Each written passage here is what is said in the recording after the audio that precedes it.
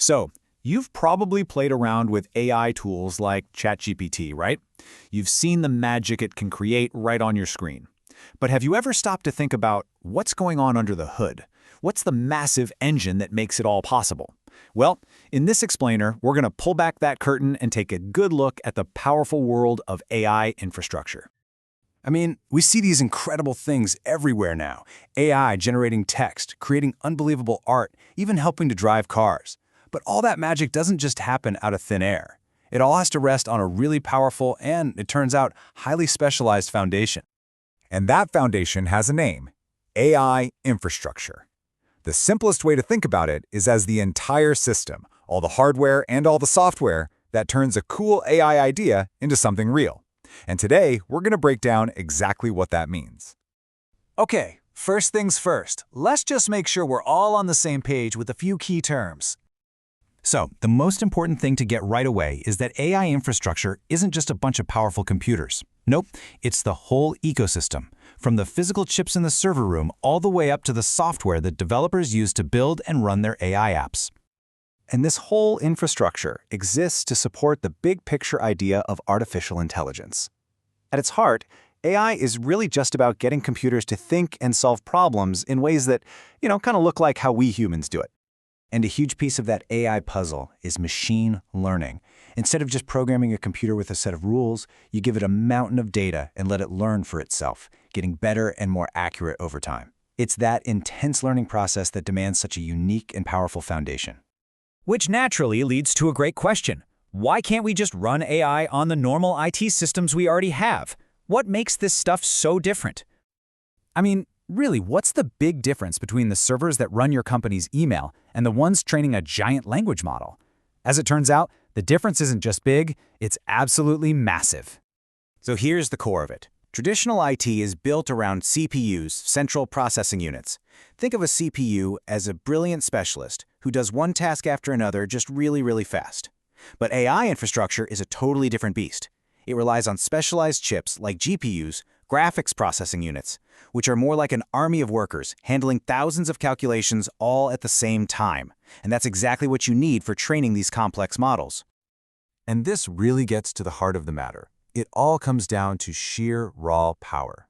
To put this in perspective for you, training a single large AI model can use as much electricity as 100 US homes do in an entire year. You just can't run that on a normal system. You need a completely different kind of engine. But here's the thing. Building this specialized engine isn't just about handling the heavy lifting. It also brings some pretty serious advantages for any organization that's trying to innovate with AI. In fact, there are 6 key benefits that a purpose-built AI infrastructure gives you.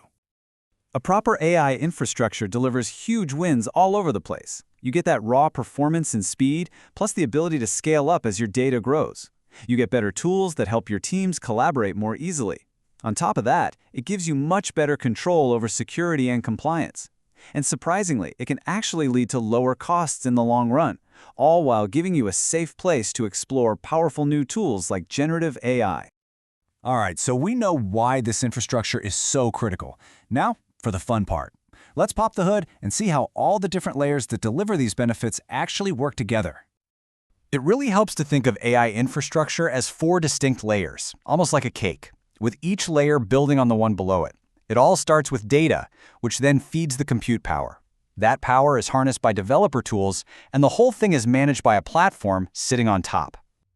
So, layer 1 is data. Everything starts here. AI models are just incredibly hungry for information. So this foundational layer is all about having massive, scalable storage and the right tools to clean and prepare all that data. Because you've heard the saying, right? Garbage in, garbage out. It has never been more true than it is with AI.